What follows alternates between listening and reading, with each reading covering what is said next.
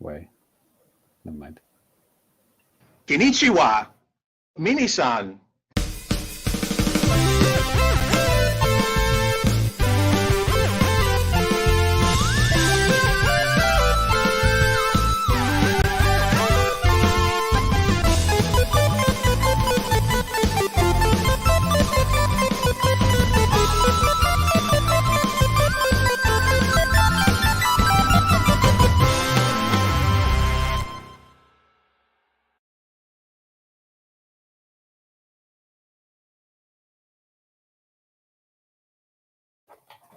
Hello, and welcome to Famicast 271, your Famicast for the latter part of June 2024. I'm your host, Danny Bivens, and today I'm also joined by James Charlton. All right, mixing it up. I was like, I saw you muted. Let's try to get James Yep. on. No, just kidding. What's up, dude? Mix up. Yep. I've got Zelda on the brain. I've got Zelda standing right next to me. Great guy. Love him. Yep. And speaking of people that love 3D Zeldas, Ty is here too. I love mix-ups. Light punch, medium punch, light kick. That's right. Want to learn how to do a fucking infinite? Let's go. Yeah. Well, yeah. If you're new to the show or if you're a returning guest, you know we talk about Nintendo and games and Japan and all that stuff. But we're also we're kind of doing a little bit of a shift to bread. We're thinking about taking the show on a new direction. Right. So if you guys have any favorite bread types, we're gonna. We're gonna get that bread. We're gonna have an in-depth 3-hour discussion on rye and sourdough and all that type of stuff. So there was an indie game announced very recently, not in this direct, but the previous one, like something in bread, wasn't it? Like Fred and Bread or something like that. Oh yeah, no, that was like the last partner direct. Yeah, and that came out exactly on the Switch, like a co-op. Yeah, new sponsor, Fred and Bread. Bread Games, let's go. Panera Bread. No, I don't like that place. I like to charge lemonade. Yes. I'm trying to die. Yes. Yeah. Well, anyways, of course, obviously there was a big, huge Nintendo Direct that just happened a little less than 24 hours ago. We all watched it to some extent, I'm assuming. And there was so many cool announcements and stuff like that. And I know that all of us here have opinions on all the stuff that was announced. Yeah, so let's just go ahead and get right into it. We're gonna change up the order of the show a little bit today. We're just gonna head right into the Nintendo Direct stuff, and then it's kind of to see where the night takes us. So let's go ahead and get into it. So just to the agenda was kind of interesting because Danny sent out an agenda before the Direct was announced, and we added a few things, and then I added a couple of rumors that I'd heard, and then immediately the actual Direct got announced. So we broke the Famicast, guys. Yeah. Usually you destroyed it. Yeah, usually we've this stuff blessed. Pretty much. I mean, usually this happens either during the show or like the day after the show. It's kind of annoying. So this is perfect, actually. I mean, yeah, it is kind of fun to do stuff live sometimes, but the only thing I don't like about doing things live is you miss a lot of details. You got to get caught up in the excitement. But like, it's been about 24 hours. I mean, geez, it's kind of weird for us here because the Direct starts at like 11 at night, and then you watch it, and then it's like, a little bit before midnight. I mean, I'm still like combing through details until about 2 a.m. And then, get up and go to work and just absolute mentalist. Yeah. Yeah. So, I watched the Japanese Direct. What did you guys check out? I watched the UK one. I watched the American one. Oh, okay, you didn't watch it all on Giphy Toolbar? I watched it on I don't know, MySpace. Okay, cool. I've got some embedded videos now. Yeah, I mean, by and large, there really wasn't, like, for the Japanese side, there really wasn't too many things that were like absolutely exclusive. I mean, they did show off like a very brief trailer for Powerball Baseball and a couple of like smaller indie games that might or might not have actually been on the English speaking shows. I'm not sure off the top of my head, but like been out for 2 years. It could have been. That's sometimes how that stuff goes. But I don't want to like go over every single thing because there's a lot of stuff that we don't really care about that much, or maybe even you guys don't care about that much. So I don't want to like waste your time. I don't want to waste our time too. I want to talk about stuff that, you know, we want to talk about. But one thing that was kind of the same across the board on both directs, I'm pretty sure about this, and please, James, you or Ty, please correct me if I'm wrong, but did the show and the English one start off with Mario and Luigi? Yeah. Yeah, I Okay. think that was standard. I think so. I don't remember. I kind of mentally filtered everything out except for one game. Right. It's funny because like I kind of knew what it was immediately, and but I thought, wait, are they really gonna do another Mario and Luigi? Like we just had like Thousand Year Door. I know that's a Paper Mario game, but like Sure, it's a Mario RPG. Are they really gonna do that? And sure enough, they did. Yeah, no. Okay. I was absolutely surprised too, man, because I thought like, okay, what's this, a remake of the first one or something like that? That's what I thought. And I mean, obviously, you know, with the ports that went from DS to 3DS, I mean, they look pretty similar. Maybe just kind of spruced them up a little bit visually, but this is like a kind of that's very true. This is a portable series through and through, isn't it? This is the first time it's been on the home console. Yeah. Right. Well, I guess there's no such thing as a portable console and a home console now, but yeah. Right. By default. Yeah, and also when they announced the name at the end, Danny, I was like, because I was watching the English one, I was like, there's no way they're calling this in the Japanese one, but apparently they are. Yeah, they are. So the name of this is Mario and Luigi Brothership, and I saw the name in katakana in Japanese, and I thought, okay, what are they calling this in English? Probably not this, but no, they did. And James brought up a super good point in like our Discord, like as a joke, but like serious too, because all of the Mario and Luigi games have been released in Japan as like Mario and Luigi 2, Mario and Luigi 3, like that. So it was interesting. So this is also the first subtitled Mario RPG in Japan, right? Yeah, right. First ever. Right. Which is unless crazy. They had subtitles on some of the other ones that I just don't remember. But yeah, because when they remade it, I think I forgot which one they remade. Maybe the Bowser's Inside Story, like DX or something like that. But they literally called it like Mario RPG 3DX. Like like they didn't even do anything differently. Yeah. It's funny. Yeah. So I mean, James, you did bring up another good point. Yeah, I mean, Nintendo has been going kind of crazy with Mario related RPGs over the past, year, which I still think is cool. I mean, I'm still working on Paper Mario Thousand Year Door. I played Super Mario RPG at the end of last year, earlier this year, and I enjoyed it. And they're not like so long where it's like 100-hour games or something like that. They're kind of probably 20 to 30-hour games that you can play through and then move on to something else, or keep going crazy with it. Like that's kind of a cool thing about these kind of games, I think. I just have absolutely no interest in these games. Sure. And I know they are kind of like timing based, right? Which is slightly interesting. I mean, when you're referring to like they've had a lot of these this year, you're talking about Mario, Super Mario. No, what's it called? The Super Nintendo one? Oh, Super Mario RPG. And then Paper Mario Thousand Year Door. Right. This is more like Super Mario RPG in that area-ish, right?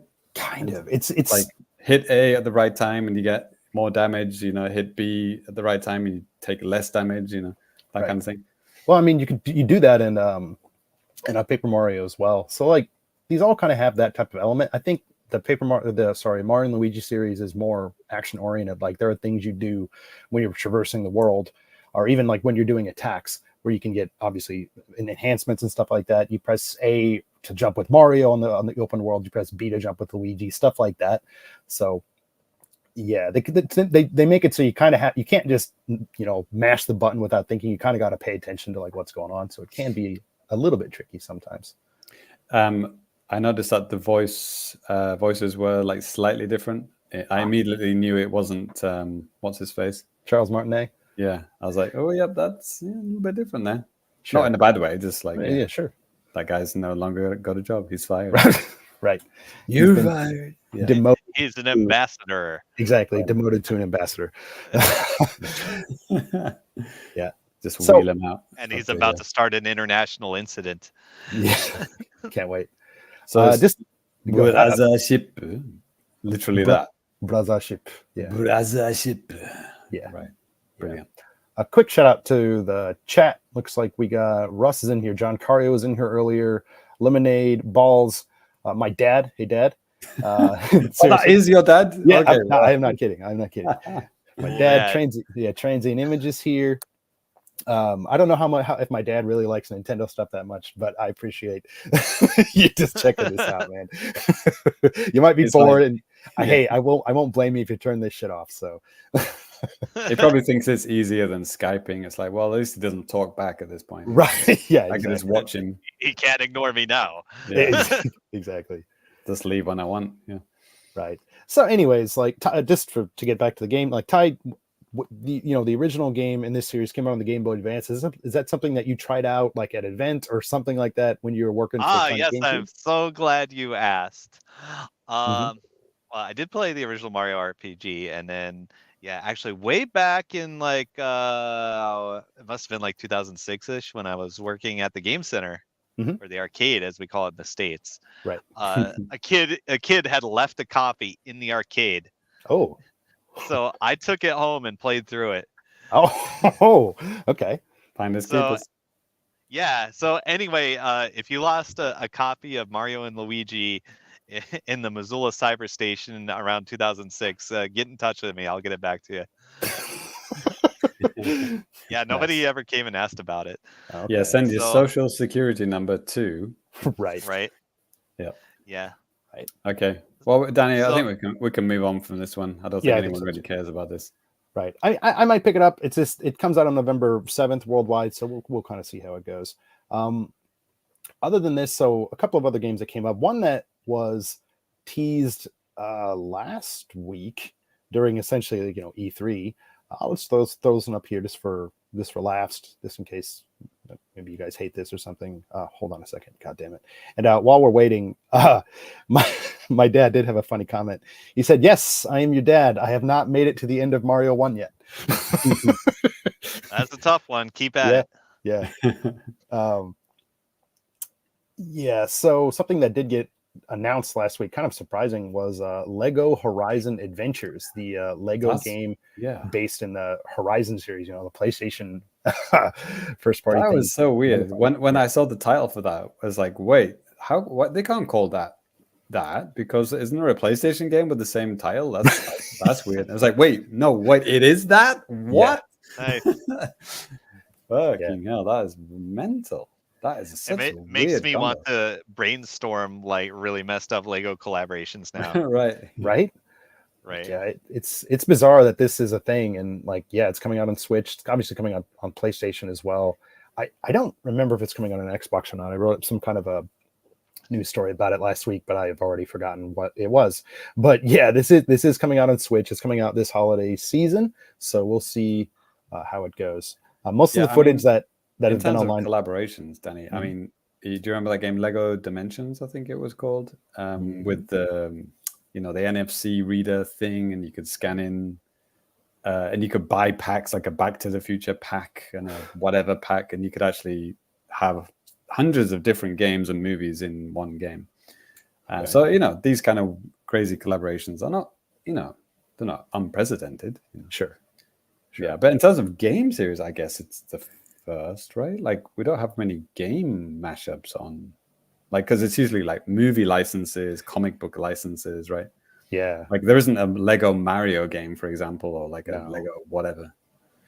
Yeah, not that I know of. And Tony in the chat, also Nintendo just popped in here too. Hey guys, Tony said that there is no Xbox port of this too. So okay, but no, dude, you're absolutely right, because there really aren't too many mashups like this. So it's interesting, and I can understand Sony wanting to just get this out on a platform like the Switch, because I think the audience is there, the type of people that would want to play this thing, maybe more so than hardcore PlayStation nerds even. But we'll see how it goes. There's Lego Minecraft, but that is actually just literally Lego. It's not a game. Ironically. Right.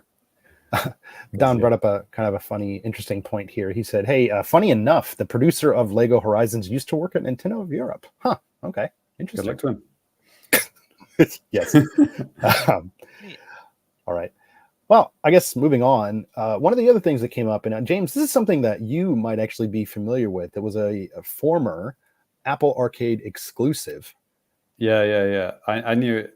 It was leaked maybe 2 days before the Direct, so I kind of I was expecting it, and I played it when I had the 3 free months. Sure.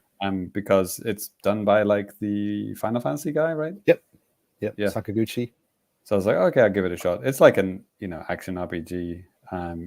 You start off in this kind of area, like it's kind of just like a void, like I don't know, you're on a spaceship or something like that. I didn't get very far. I didn't go to any of these towns and kind of medieval looking stuff. I never saw that, but I knew what game it was. Yeah, I mean it's fun. It's like action RPG. It's I could use I use the Switch Pro controller, so like I literally played a Switch version of it before it even came out. Yeah, so it's kind of funny. So yeah, it already works with the controller anyway, so it's not much of a conversion, right? Not much effort.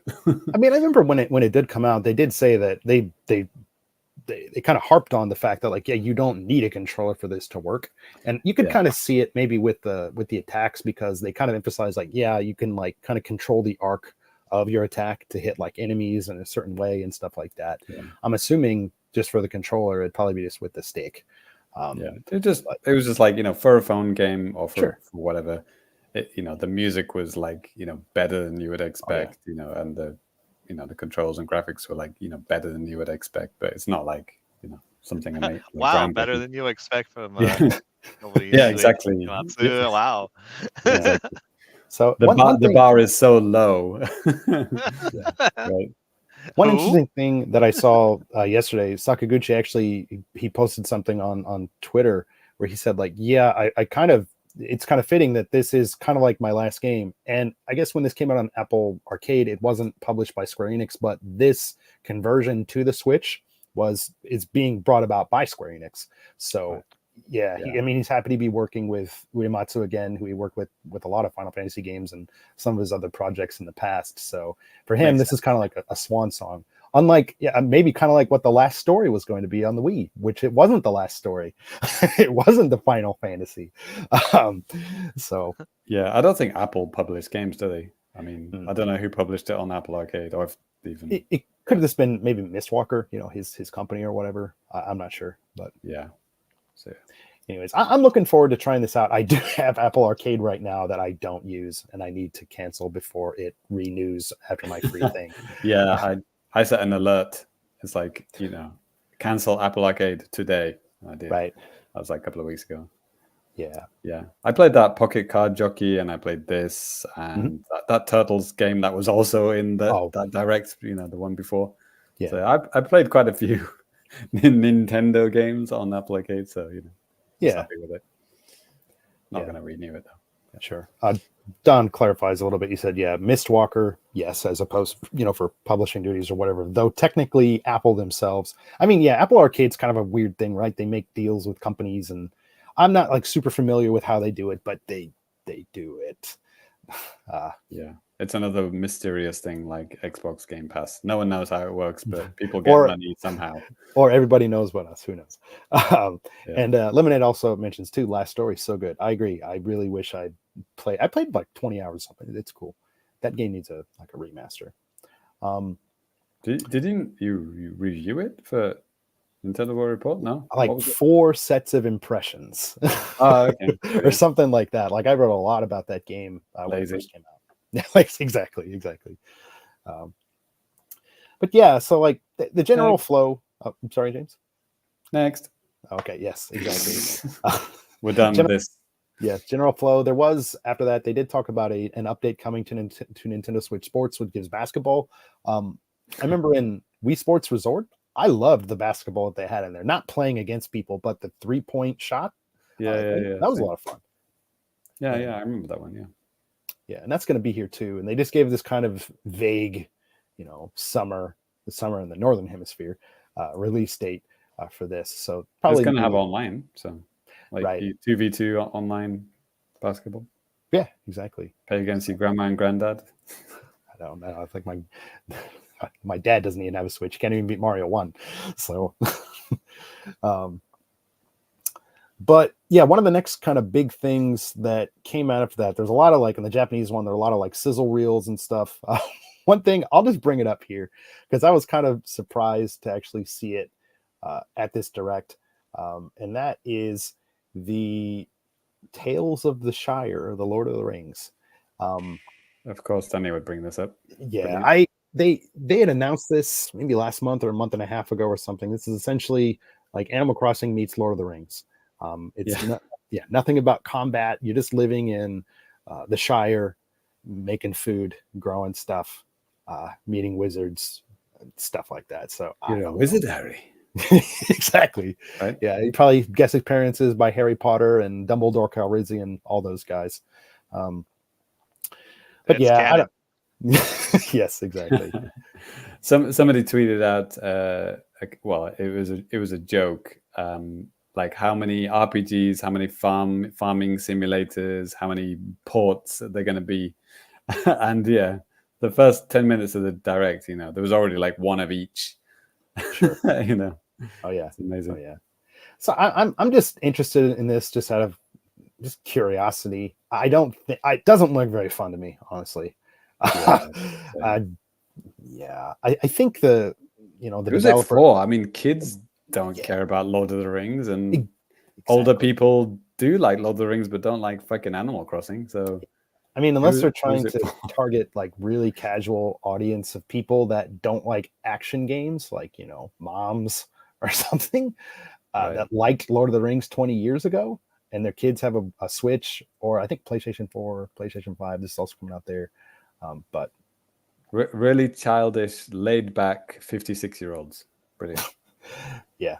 So, anyways, I just wanted to touch on this. Like Russ brought this up in the Discord, and I'm surprised that anybody brought it up except for me. So, but yeah, so there was that. That was kind of in the sizzle reel, even on the Japanese. Oh, really? Yeah. Was it Lord of Ring or Lord of Zaring? No, I think they just had it the title in English. Maybe I don't really remember. Oh, okay. So it's a coin flip, isn't it? It's like either Lord of Ring, Lord of Zaring, but it's never rings. No, never rings.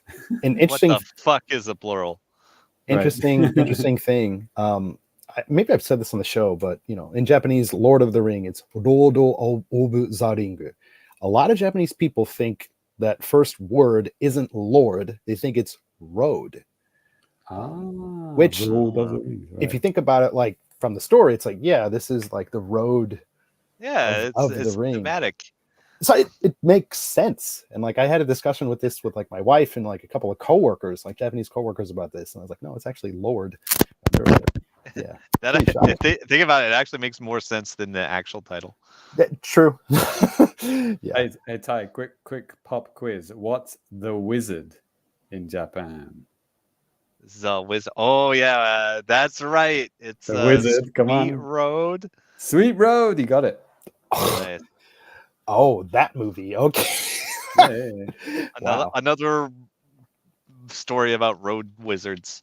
Right. Right. Exactly. Cool. It's the new Power Glove. It's so bad. Right. Meaning good. So yeah, after that, like I said, there's a couple other sizzle reels, like Ace Combat 7 was shown here, Super Monkey Ball, a free update to Disney Illusion Island, a couple of things like that. But the next big thing that came across was something that I think a lot of people kind of expected in some form or another, but maybe not specifically this.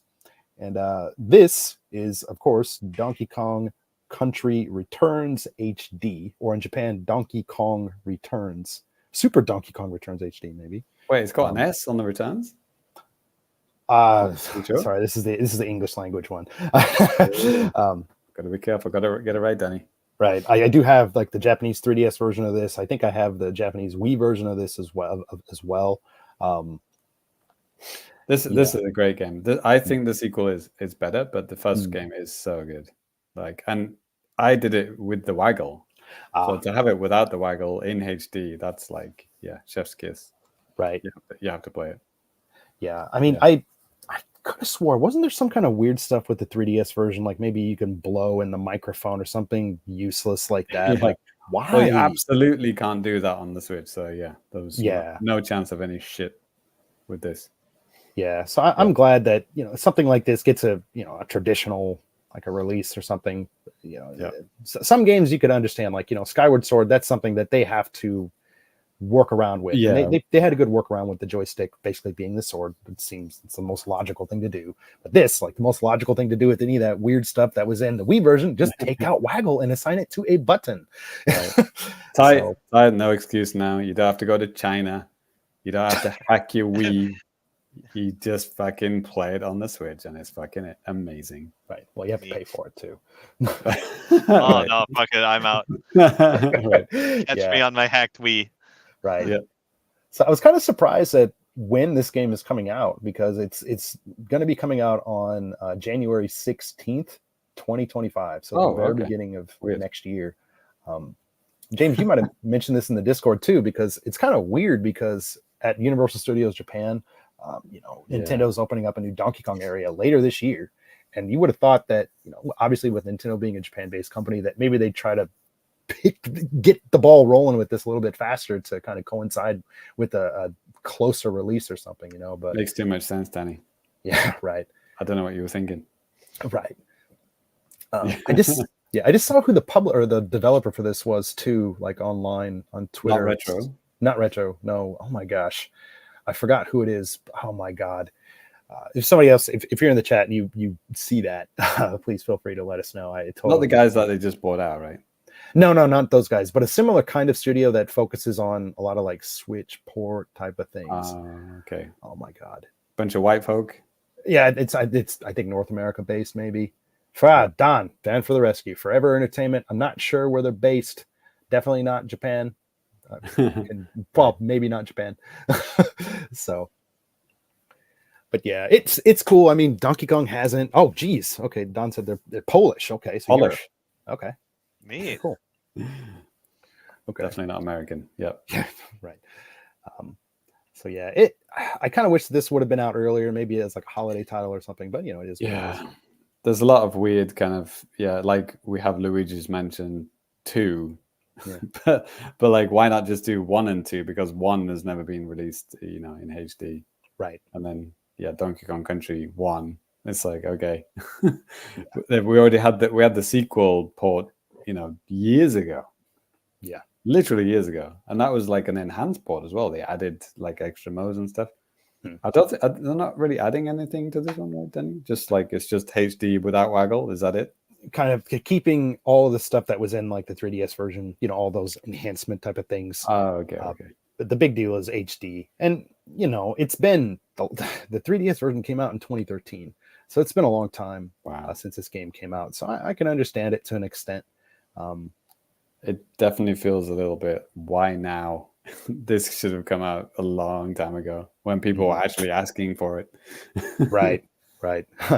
Don brings up another good point here too. He said, Forever Entertainment, they got like this huge like money injection from Nintendo, NCL, back in 2021, and nobody really knew why, but it kind of makes sense, helping Nintendo kind of round out their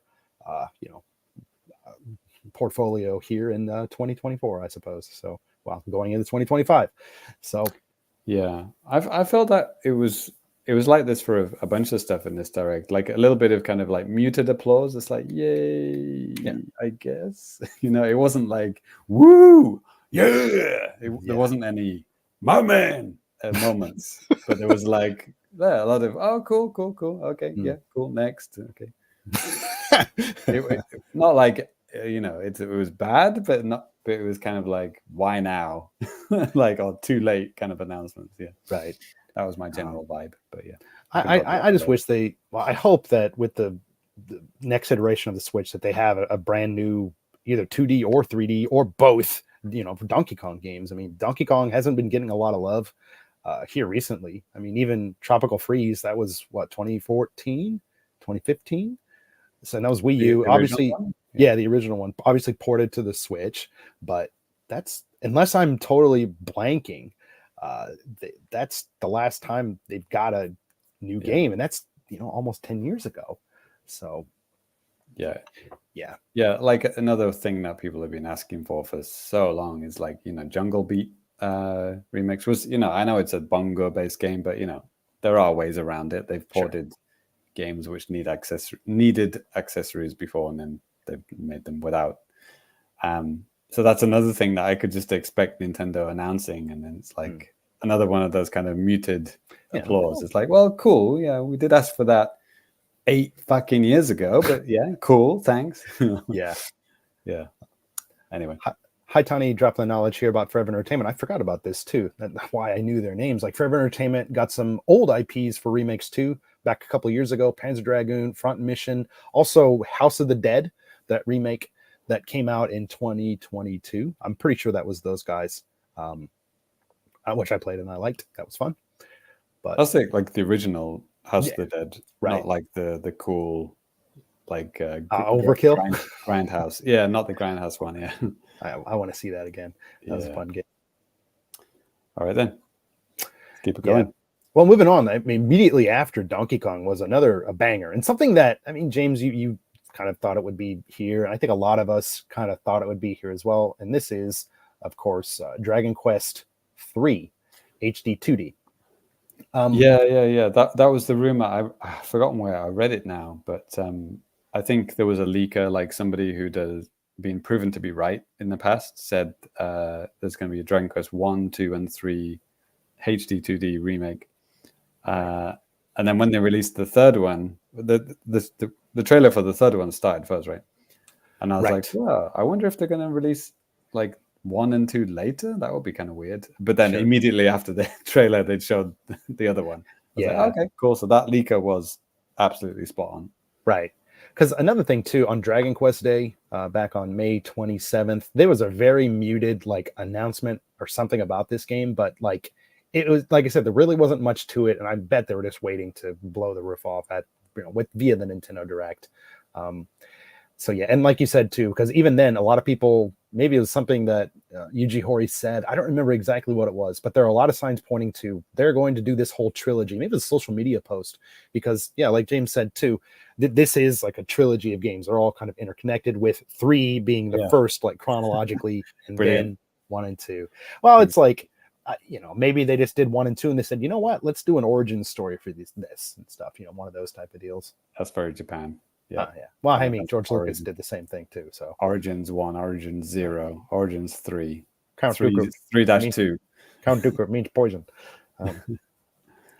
Well, I guess the Final Fantasy number jumble wasn't really Japan's fault, was it? Like, no, didn't fucking translate. It didn't localize the game, so they had to do that. Yeah. Well, it must be it could be a Japanese thing too. Gene said like, hey man, Castlevania did that too. Lol. So. Yeah. In terms of this, I know you guys aren't like so much into like RPGs, though. James, you did play the hell out of Dragon Quest 11, right? Yeah. That's my one RPG per decade that I played.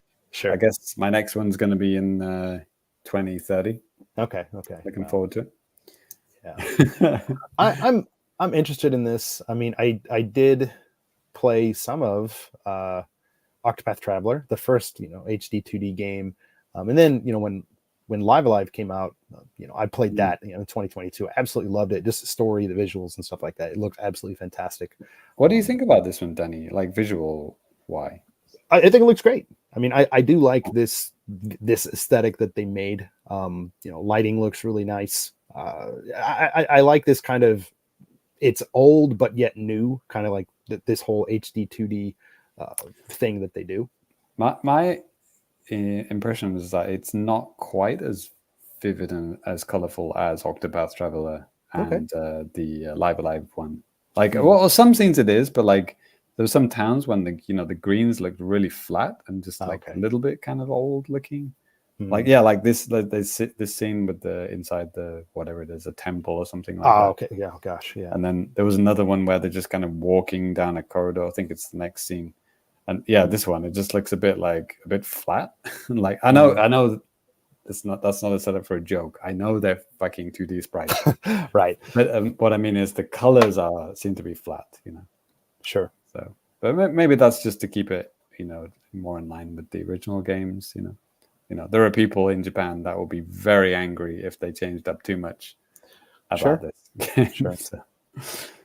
Yeah, Don also brings up something a similar thing too, just to what you just said. He said they put they put a lot of work into this since the reveal. In the original trailer, most visuals were a little bit more flat.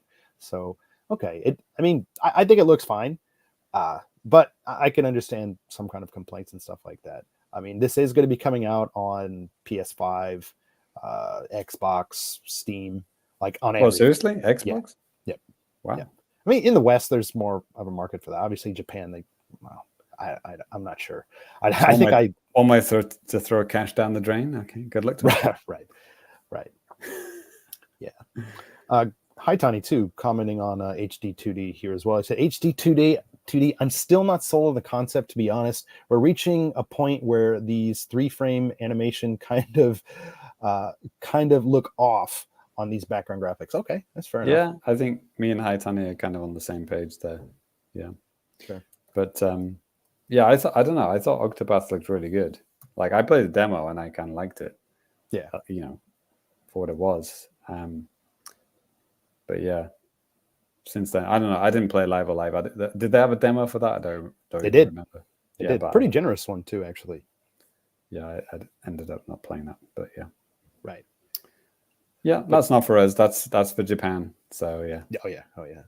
But yeah, just a release date for this too. This comes out on November 14th, and then 1 and 2 is going to be coming out at some point in 2025. So. Oh wow. Okay, that's staggered. Wow. Yeah. Jesus. Yeah. Well, I mean, who knows? 2025. It could be the summer. It could be the next holiday season. Who knows? Yeah. I'll just wait for the 18,000 yen trilogy pack. Right. That you can't buy separately. I am honestly surprised that maybe slight spoiler for the rest of the direct, but I can't think of any big collector's editions or anything like that they showed off at this show. Usually they have some kind of collector's edition. I literally had my wallet ready just in case to go to the My Nintendo store and pre-order something. Because seriously, sometimes if you wait till the next morning, that stuff is just gone. Danny is the shut up and take my money meme as a human being. Right. Well, we did have the Zelda, well, spoilers, right. But yeah, the Zelda Lite. It's called. Is it called the Switch Lite? It is called the Switch Lite, isn't it? Yeah, that one. We'll get to that a little bit. There was that. I have some thoughts, good ones and bad ones. Okay. But moving on here to actually immediately after that, so it's 3 in a row that for me I thought were really awesome, and this next one is right up a certain person's alley here, and it's a Dream Adventure. Take it away, Ty. Right. What the? Never. What the? Yeah, so as soon as I saw this Marvel and then Capcom logo, I was like, dude, what? No freaking way, man. Let's go. Yeah. So, of course, this is Marvel vs. Capcom Fighting Collection Arcade Classics. This has 6 games plus 1 that are in the pack. Are you ready to hear all about them? Yeah. Yeah. Okay, it's all the Marvel Capcom fighting games Capcom made from the first one until MVC2. Mm-hmm, mm-hmm. So yeah, there's a lot of bangers. There's a lot of weird shit. X-Men versus Street Fighter. Wow. Hey kid, you want to learn how to do a fucking infinite? Yeah. Yep. Some of these, I don't even know what platforms they were on. Like this one, what they're all arcade. All arcade. Okay. You buffoon. That's me. You Philistine. Yeah. Well, I mean, they got ported to things, but yeah, primary arcade is the primary platform for all of these. Gotcha. And just to recap, just what all of the games that are here. This comes with X-Men: Children of the Atom, Marvel Superheroes, X-Men versus Street Fighter, Marvel Superheroes versus Street Fighter, Marvel versus Capcom, Marvel versus Capcom 2, and The Punisher. Yeah. Which we've talked about on either as a Patreon show or regular show or something. It sounded cool and it looked cool when you showed it to me, and it looks cool here too. Right? Yeah. When did Punisher get re-released? I remember getting a re-release somewhere weird, like fucking WiiWare or something.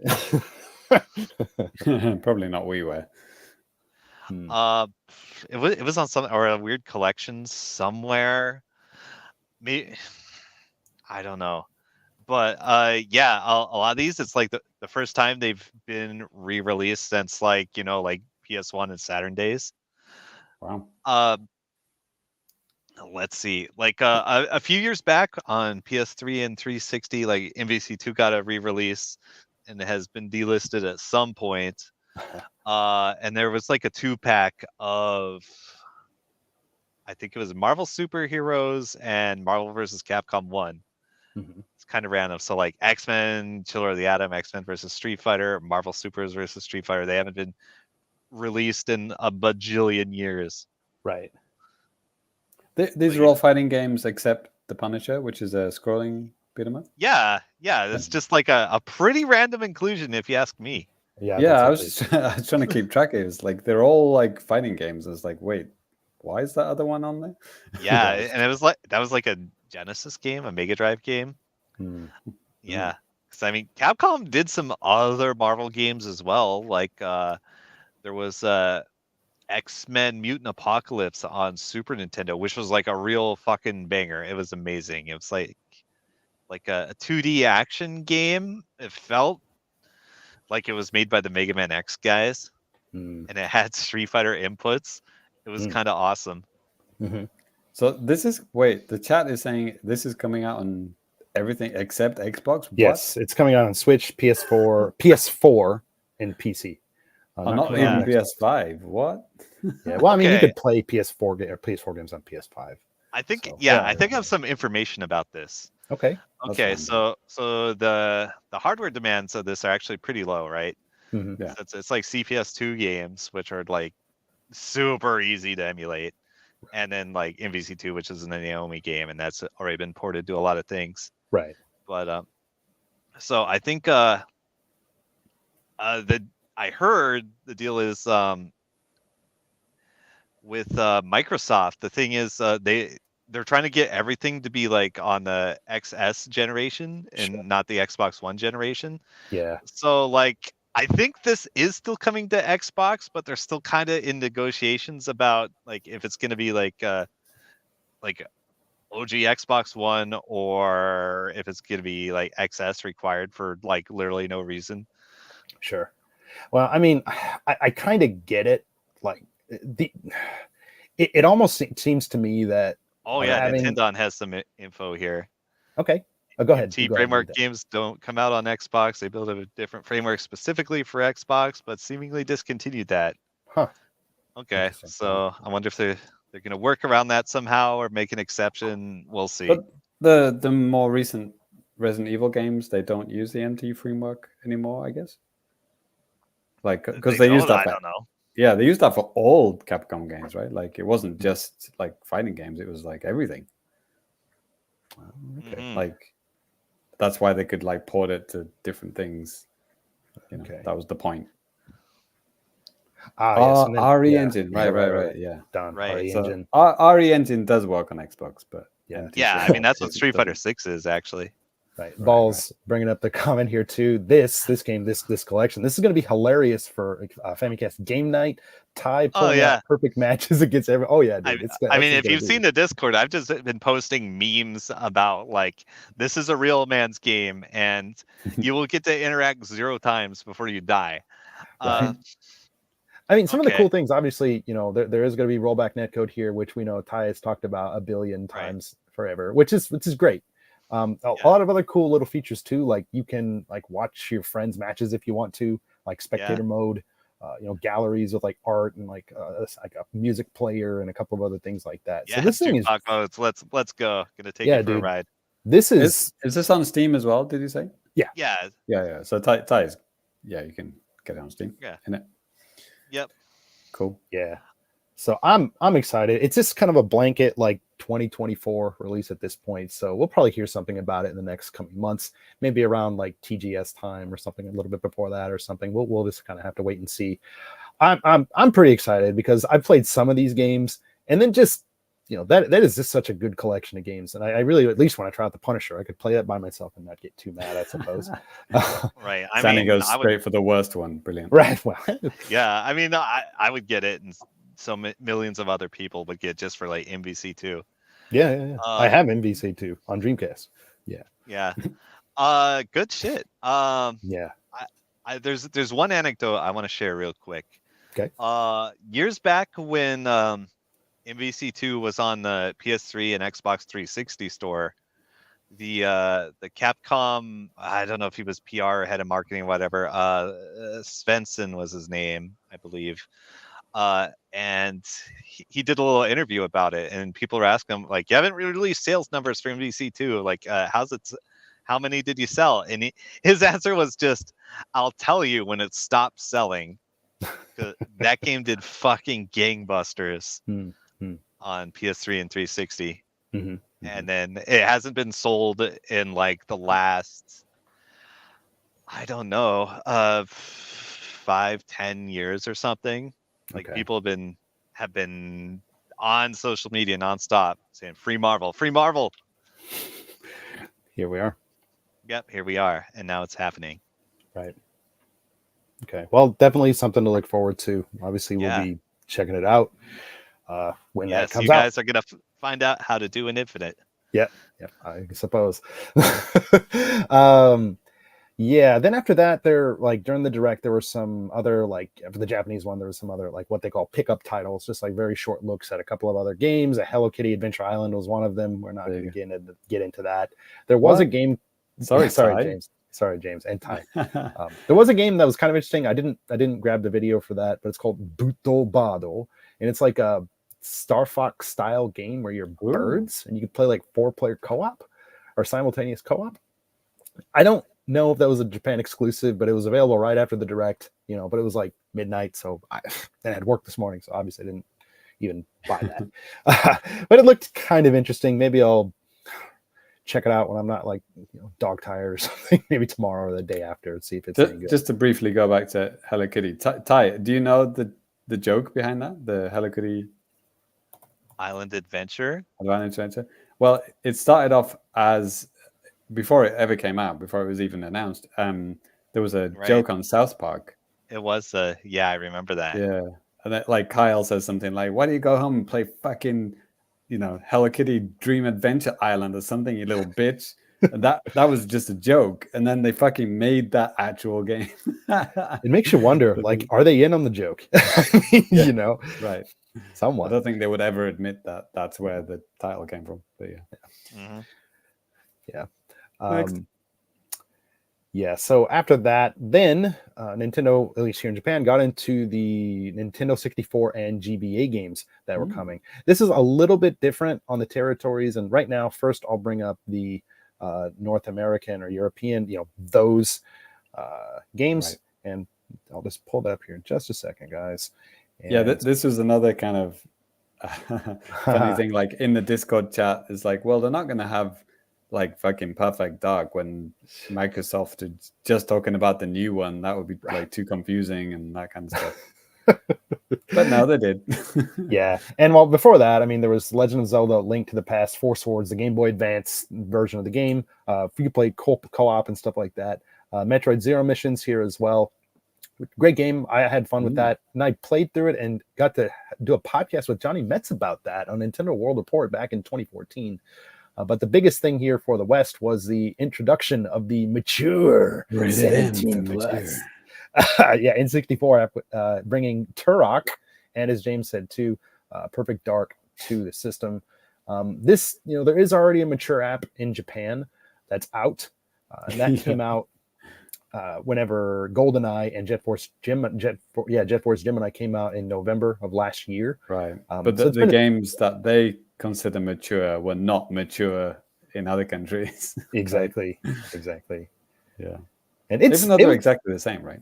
They weren't censored in Japan, were they? Or James or no, Ty? We were kind of chatting about this before the show. Yeah. Oh, actually, I wonder if Turok had all green blood in Japan, and may have. I have the Japanese version of Turok. Oh my god! Oh shit! We're going to be able to play the German one because you can just switch that would be fun. right? Whoa. I hope so. Dude, you can Yeah. on the Yeah, Nintendo app. yeah, You yeah. just switch the fucking region. You can All change right. whatever country you want. That's sick. We can all play Robot Turok. Let's go. Nice. That's brilliant. Yeah, but we were like Danny was asking me about some differences between like Japan and US Perfect Dark. Mhm. And I vaguely remembered there was something, and like I just looked on YouTube real quick and then saw a screenshot, and like all these memories came flooding back. Like Joanna Dark has like a totally different face model in Japan. They took out the knives for some reason. What else? There's less blood, possibly no blood.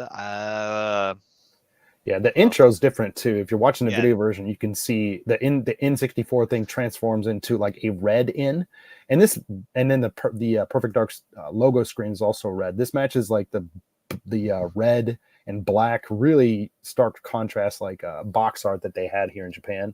So it's kind of cool that they matched up with that, because obviously in the West, the title screen, that N64, it turns into like a blue gray color and stuff. And you can see right now a picture of the Japanese box for Perfect Dark. Yeah. It is absolutely fantastic. It's just a woman sitting on a sofa, and it's just like red and black, and then the title in like white and the N64 logo. But back in university, I managed to find that Japanese box art and actually print out like a PDF version. I made it into a poster, put it on my wall. Yeah, so it's definitely have fond memories of that. Yeah. And also the game is easier apparently. Right. Baby mode activated. Yeah, baby mode. Let's go. So no, like what was it? Throwing knives and like slashing knives. There were like two different knives, right? Right. Yeah. Yeah, I think in Perfect Dark they're actually the same thing, and you switch modes, since like most or all the weapons have two modes. Secondary and primary. Yeah, that's right. Okay. Yeah, whereas in GoldenEye, I think they were two different kinds of knives. Yeah, that's right. Or did it not even have slashing knives? I don't remember. No, it did. I'm pretty sure. Okay, now I'm not sure, but I'm pretty sure that I'm not sure. I think it kind of different. Yeah. Yeah, I remember slapping guys or hitting them with the butt of the sniper rifle, and that's it. Yeah. But yeah, so I mean, Japan did not get Turok, and I mean, it is kind of weird because there is that Turok remaster that's out on the Switch. Another interesting thing, that as far as I know, that is not out in Japan on the Switch. At least it might be out on you might be able to buy it on Steam or Xbox, but I don't think there's a Japanese localization for that, despite there being Japanese localizations for Turok and Turok 2, not Turok 3 though. That's interesting. I could boot it up on Xbox and change my system language, see what's on there, if anything. Yeah. Wonder how many people bought Turok on Xbox in Japanese. Yeah. Maybe 2, 3. That's why I'm saying like it might not even have it. Like, dude, Ty, the only thing I don't like about like Xbox game profiles on the shop, like some of the games have a very extensive list of languages and like what's all there. But then some games just don't have it at all. It's like, why don't they make this thing like universal? Like on the eShop or Nintendo's pages, like believe it or not, that's one thing that you can always count on. The Japanese site, the North American one, European, you can see what languages are there, which is kind of nice. But yeah, even some games are like, yep, English only, or yep, Japanese only, or stuff like that, even in the regions where that's not their main language. But yeah, also famously or infamously or whatever you want to say, Turok 2 was renamed in Japan as, can anybody guess the Violence? Violence, not Hunter. Killer. Yeah. Nice. Yeah. Right. Time to kill the violence. I remember that. Yeah. Right. Yeah. So yeah, that was something. But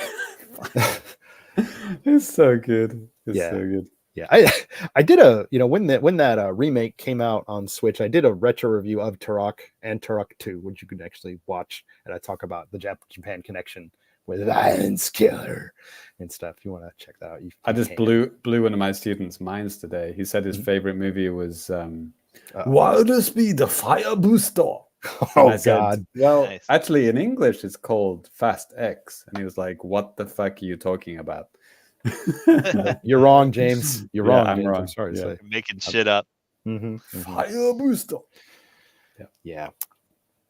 Fast and Furious is called Wild Speed in Japanese. There it is. Those, In case you didn't know. Anyway. Don also, pro tip, and I always forget to like link this up somewhere too, but there is a Japanese Nintendo site, NCL site, where tourists can check which Japanese physical games offer their own languages. Whoa, yeah, I totally forgot about that. That's cool. Don, if you could you put that in the chat, and then maybe I'll try to post that somewhere. Maybe somewhere where it's a permanent place, like on our website or something like that. Because that is a very useful thing, because some physical versions of games in Japan do not have English. A lot of like games that are published by Nintendo, games published all over the world, a lot of them do have English. It really just depends. Yeah, stay clear of the Warriors games, and you should be okay. Koei Tecmo is notorious for bad. Dragon Quest games are also not a good idea to buy in Japan. Right, and Persona. Right. Yeah. Anyways, moving on. After that, there were a couple of other games: Fairy Tail, Phantom Brave, Power Pros, Rainit. Oh my god, I forgot how it's pronounced. Rainitus. It's like a game that's coming up on July 25th. I think it's the one that's like set in Tokyo, RPG. There's a demo out right now that just came out after the direct, so you can try it out if you want to see if this is for you. I think I passed out at several points in the direct when things like that came up. I was anytime it was like talk to the villagers, I'm like dunk. My head just hits the desk. I was diligently note taking. I was watching the Japanese one. I was like, okay, what did he just say? That he just said the title, some weird person's name or something like that. I'm like, Make friends and share recipes with it. Yeah, exactly. Right. But the thing that came up, oh god, this one is kind of a big one. I'll throw it up here just for laughs. There we go. Yeah, I'm not really too into this series, but let's just go ahead and throw it up here anyway. This was another part of the rumor, by the way. So this was not leaked, but the rumor person that got the Dragon Quest thing right also predicted this. Yeah. We're looking at Mario Party. Sorry, Super Mario Party Jamboree.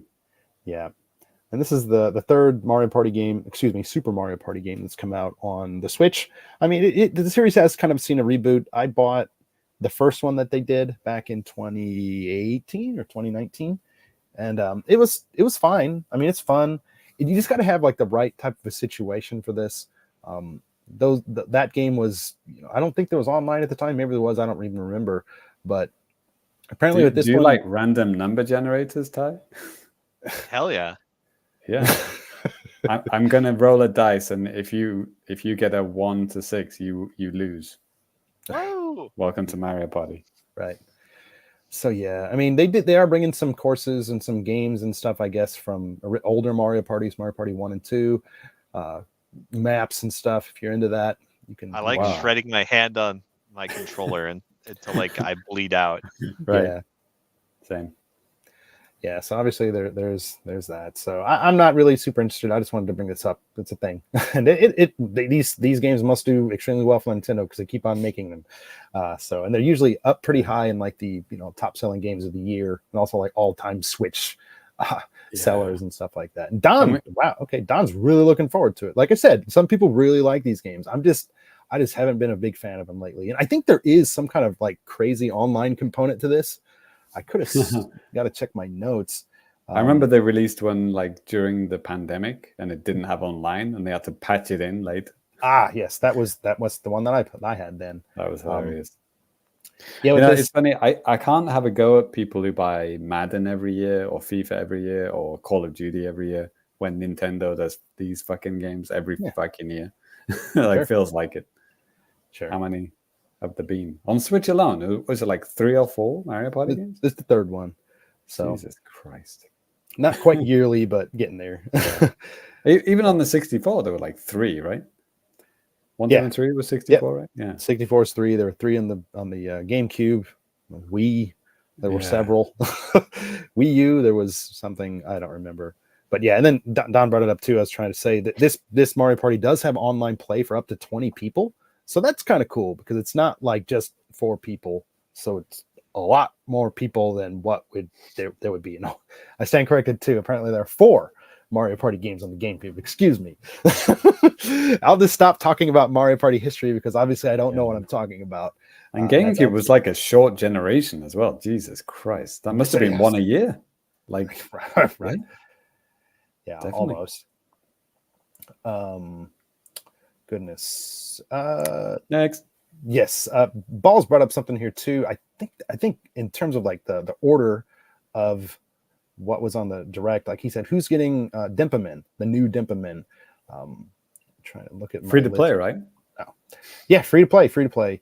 That is coming out on July 22nd. This is something that kind of has a close tie to the Famicast. Like at one of the early TGSs that we went to, right. like I wrote something about the original Dimpamin on 3DS, and then like their PR guys or something here like reached out to me and like, hey, you want to talk at TGS about this and like other stuff? Yeah, sure. And chatted with them for a bit. And there's a really cringy video of me talking to one of the booth babes at the Dimpamin stage. It's probably somewhere on the Nintendo World Report YouTube channel. Okay. It's funny / cringeworthy. Love it. Great.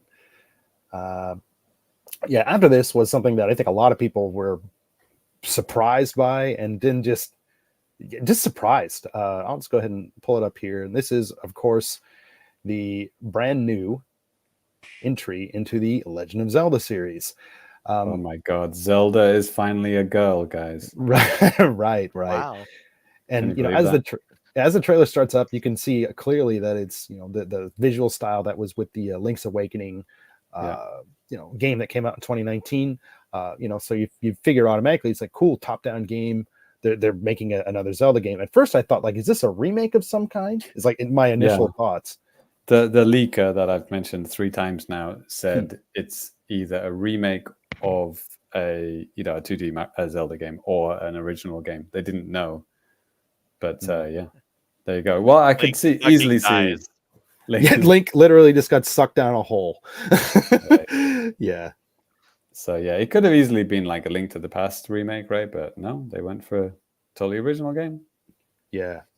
So I'm glad that they did that. And at first, you know, when I first watched this trailer, so obviously, you know, Zelda is the main protagonist, which that's cool, and hasn't really first happened. time ever. Well, not the first time ever, but first time in an actual game. Yeah, not the CDI games or whatever. Yeah. But again, the title here is Echoes Those of are canon Wisdom. now.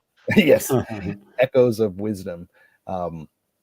The Japanese title was, what was it? Chie no Ka. Oh my God! Right, it's a real translation. Right. It's not Chie no Karimono. Yeah, but so one of the cool things about this game is like, yeah, you are going to be playing as Zelda, and you're going to be able to, like, you know, obviously go on an adventure, and you have to fight enemies because it's Zelda. There are enemies just all over the place, but you're not going to be doing this in a traditional sense. You run into like this fairy named Tri, and then you pick up this thing called the Tri Rod, which gives you kind of like magical abilities. You can use this rod to copy things that are sitting around. Some of the examples shown off in the video are, you know, you have the ability to copy things like chairs, boxes, beds, blocks of water, which you can use and stack up and swim up. So like this really helps it so you can essentially like solve puzzles and stuff like that, which is kind of interesting.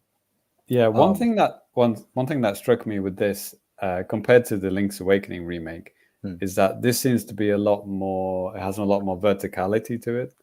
Because I mean, you did go up things in Link's Awakening, but you're going up steps of a tower, and you don't actually feel like you're going up, if you know what I mean. It's like always inside something. But this is like, you know, in the game world, like we're watching now, Zelda, like, you know, climbing up the side of a cliff using the boxes, you know, those kind of things. You could always fall down in those games, but you could never go up things, you know, like you'd have to find a ladder or a hill. So yeah, I guess in the GBA game they added like vines, like you could climb up vines and stuff like that. Okay. But yeah, this definitely feels more 3D. You know, it's, you know, sounds strange in a 2D game, but yeah, it's 3D 2D game, right? With more 3D to it than you would expect, right? Yeah, I thought this was it was interesting because it definitely wasn't what I expected. Like, Right. well, they didn't give Zelda a fucking sword. Right. Fucking pussied out with that one. And they did seem to be using almost like Tears of the Kingdom. Like, this is like a 2D Tears of the Kingdom because you're building objects, like using, what was it called in Tears of the Kingdom, where you could just Master Hand? No, like auto build. Auto build, yeah. This is like auto build, but in a Yeah. 2D game. And you've got like enemies helping you, which was in Breath of the Wild. You can wear masks, and then enemies would like not attack you, stuff like that.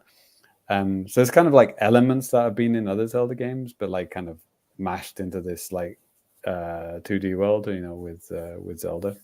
Right. So yeah, it's very, very interesting. Definitely a unique take on it. Yeah. Which I'm glad they did.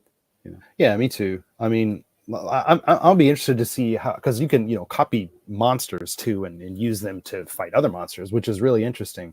And this comes out on September 26th. So that's just right around the corner. One other thing they showed off here too is a Nintendo Switch Lite Hyrule Edition, which is a gold system. The back is gold, has the Triforce, the Hylian logo on the back, and then the front is gold as well. I put up some pictures that I nabbed from NCL on like an article on the Famicast.com. You guys can check that out if you want to see like some other beauty shots of this thing. I think it's really sharp. Gold. Yes, it's gold. I think it's really sharp. The only thing is, like, these days I'm thinking like I don't want to buy another Switch system when we're this close to a new one, and also like a Switch Lite. It's like I like my OLED so much that I don't think I can go to something that's smaller. Because for me, it's like I'm really spoiled by the screen size and just everything with the Switch OLED. I love that thing. Again, another one of those things, like, you got to think with the timing. It's like, we're right on the ass end of the Switch's life here, and then now we get the Zelda game where you play as the princess. Right. It's like we're asking for that so long ago. Yeah, I mean, shit. I mean, even before Tears of the Kingdom, I mean, people thought Tears of the Kingdom might be the game where you play as Zelda, but it's like, no. Here we have it. But I'm glad they're reusing the engine, because that kind of diorama style, that kind of plasticine, whatever you want to call it, little plastic guide look to it is adorable. And I really like the Link's Awakening remake. I know it was very much a remake, like brick for brick remake, exactly. But I didn't mind it because it was based on the Color one, the Game Boy Color one, which I didn't have. I only had the OG one. Mm-hmm. So there was a whole extra dungeon to me that was new. Right. Yeah. Plus, I'd forgotten most of the game anyway. So actually, yeah, I had the non-colored. Sorry, I got to watch what I say there. I had the non-Game Boy Color version too, which I got in 1998. Actually, you can see here if you're looking at the video version. It's an original one that I got back in the day. Nice. Player's choice, though, unfortunately, a million-seller version, so it's garbage. Throw it in the trash. Yeah. So yeah, this was just a really nice surprise, and I'm looking forward to trying this out. Fun fact: the 26th is the very first day of TGS this year. Great timing, Nintendo. Yeah. So can't wait to play it at TGS. Right. Yeah. Exactly. Can we just put a tumbleweed sound effect at that point, Danny? Maybe do it in post. Yeah. Sure. Nintendo don't go to TGS. Exactly. I don't know. It's another one of those kind of like yay kind of like I did like it, but then the fact that it does look like more like a puzzle game, to be honest. It's not a Zelda game. It's like looks like a Zelda game, but it's a puzzle game. It's like Tears of the Kingdom, but you don't have the sword. Sure. It's in 2D. I think I was kind of like the opposite of you. Like at first I thought, okay, that. And then I started thinking, well, I mean, this could make it so it's a little bit more of a not as hectic type of experience. Not that the Link's Awakening remake was like hectic in the same sense as something like, Tears of the Kingdom or Breath of the Wild. So it could be more of like a relaxing game, maybe. But then again, there are enemies and there are boss characters that you could see in the trailer. So it'll be interesting to see how you take those things on. Obviously, you're not going to be able to just jump in a bed and then defeat him that way or something. Maybe. Somebody in Discord said, I can't wait to beat Ganon by like bashing him to death with a bed or something like that. That was a good one. And one thing I did notice, it looks like and maybe this is just an auto thing, I don't know, but it looks like they gave Zelda the ability to jump in this trailer. Like when she was going up the ledge, then there was like a little bit of like a lip that she jumped up on. Yeah, that so sounds like an auto thing. Yeah, could be. Yeah. So Ty is somebody who famously hates 3D Zeldas. We have a 2D Zelda, and it's not a port. It's an original game. Thoughts? Okay. Maybe it looks cute. Mm-hmm. Brilliant. Yeah, because I know. Thanks for that analysis, Ty. Right. We'll get back to him later on in the show. Stay tuned. Right. Well, I know Ty really liked Link's Awakening, like back in the day. Yeah, that game is kick ass. Yeah, great game. But we'll keep the ball rolling here. There are a few other things that I wanted to get to. One thing that somebody brought up in the chat. Oh my gosh, was it Tommy or Tony? Maybe brought it up. Last year there was a game that came out from Millennium Kitchen, I believe. It was called Natsumon, like 20th Century Summer Vacation. Kind of like a sequel to like my Boku no Natsuyasumi, like my summer vacation, like that type of a thing. And they on the Japanese Direct, they had this trailer. It's like, yep, there's a free DLC pack coming out for people to purchase the game. And like, it's like, okay, that's cool. I played the demo. There's a free demo. It's quite lengthy. I also have like video footage of that as well. It's fun. I just, what the hell was I doing at the time? Something. So I didn't end up buying it, but you can at least try out the game for free. Again, it's called Natsumon, NATSU/MON. Pretty cool. At least try out the demo if you want to like check it out. Really cool visual style. DLC.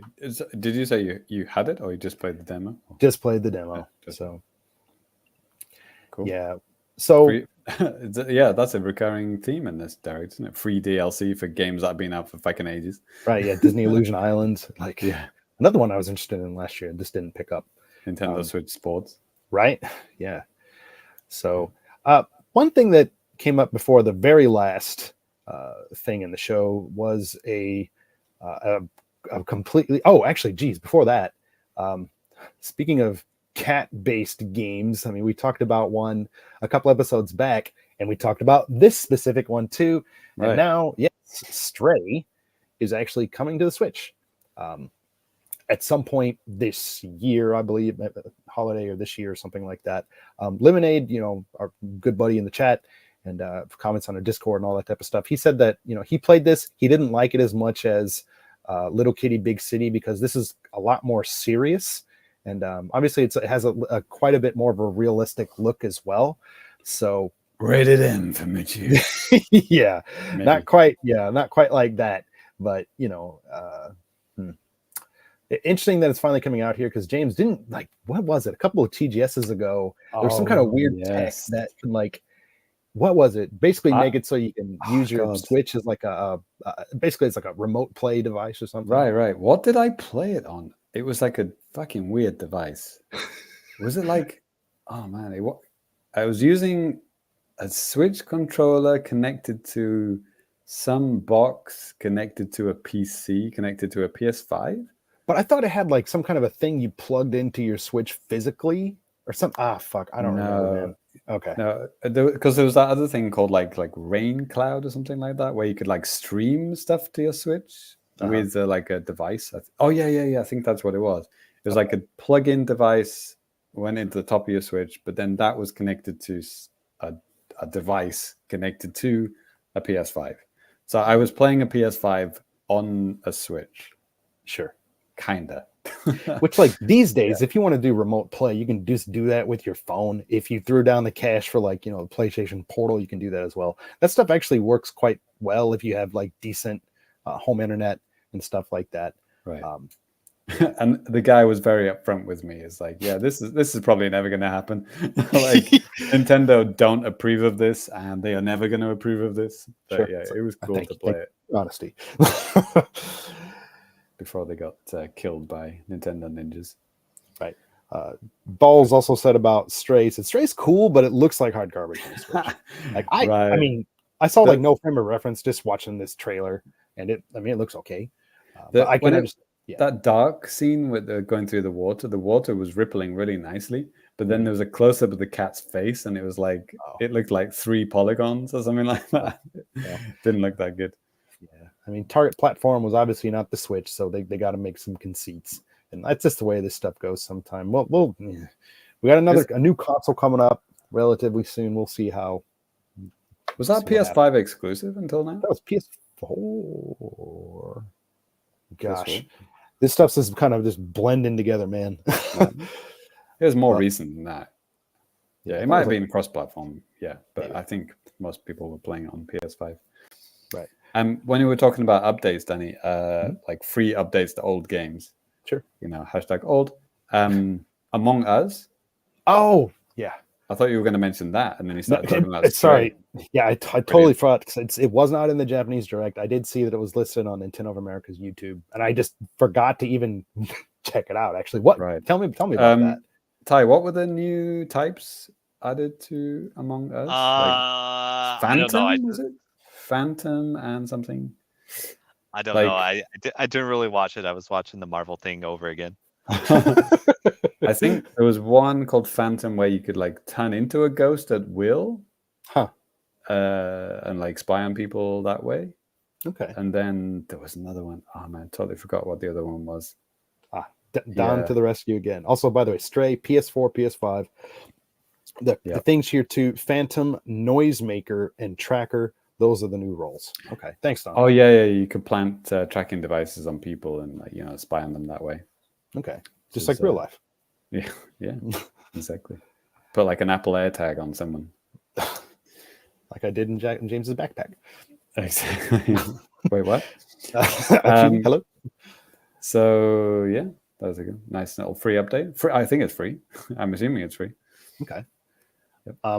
Before we go to like the last 2 games, I did see that there was like a Looney Tunes sports game that was shown off in the West. Like, what did you guys? I watched the trailer. I was like, okay, I mean, it looks cool. Like, I thought the visual style looked cool, but what do you guys think about that? Yeah, I'm very interested actually. Did you guys really play Tiny Toons Acme All Stars on Sega Genesis / Mega Sega Drive? Genesis.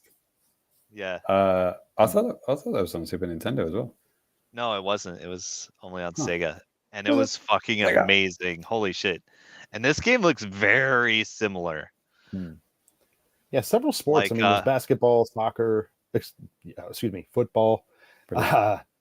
Maybe something else. But yeah, the game did look like it did remind me of something else though. It was definitely felt familiar. I don't know if it's the art style or whatever, but it's like it looked like a reskinning of another game. Uh-oh. Like it was really familiar. Don brought up something, and Tony in the chat also has alarm bells ringing up and said, yes, this Looney Tunes sports games made by the creator from Great Shovelware Game Mill. Oh, my old friends at Game Mill. I think I reviewed like a Monster Truck game and like Monster that Jam? fucking Nickelodeon card or something. Cool. Jesus Christ. Oh. All right, but hear me out about this ancient video game. I believe it was made by Konami, actually.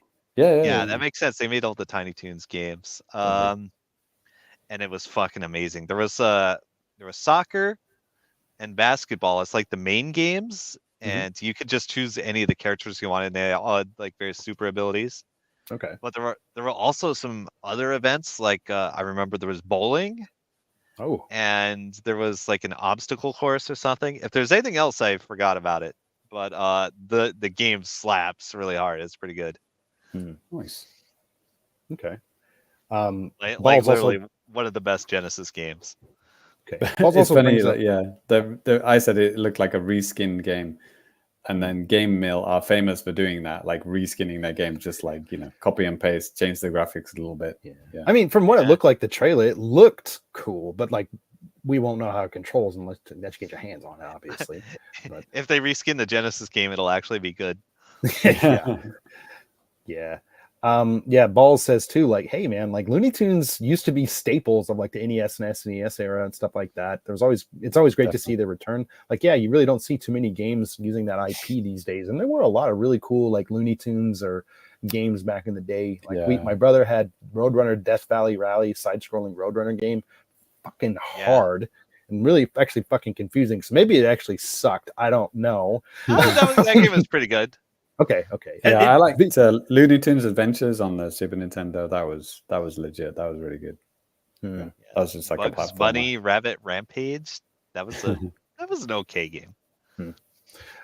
Don bringing the heat again with the game mill. The game mill is still far worse than modern day Konami. That's not hard to do. At least outside. Hey, in Japan, Konami's chef's kiss. They do some good stuff.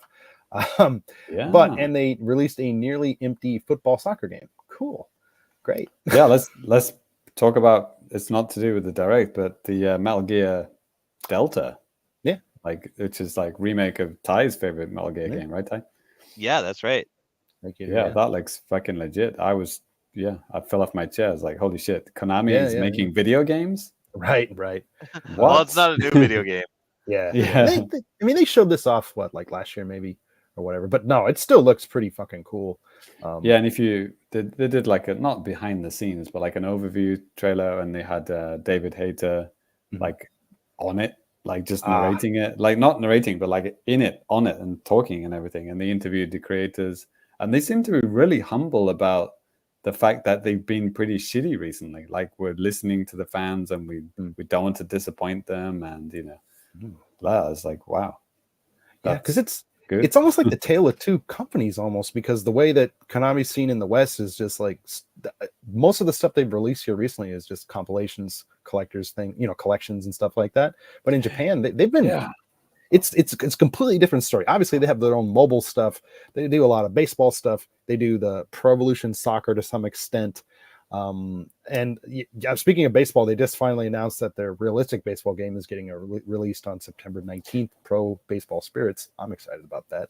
Yeah, Danny, you just reminded me, like the Metal Gear collection, volume 1, like that got some flack from like the resolutions being crap and all that kind of stuff. The dude in the Konami guy in that overview video actually admitted it. He said like, they sad that we disappointed fans with some of the problems with the collection, and we're trying not to ever do that again. I was like, holy shit, a Japanese company admitting they were wrong in a video. It's like, don't usually see that. You gotta know your audience. I mean, like, again, actually Don brings up another good point too. I mean, other things Konami does here too, Yu-Gi-Oh! There's like free to play Yu-Gi-Oh! Stuff that they do like on mobile, I think on Switch as well.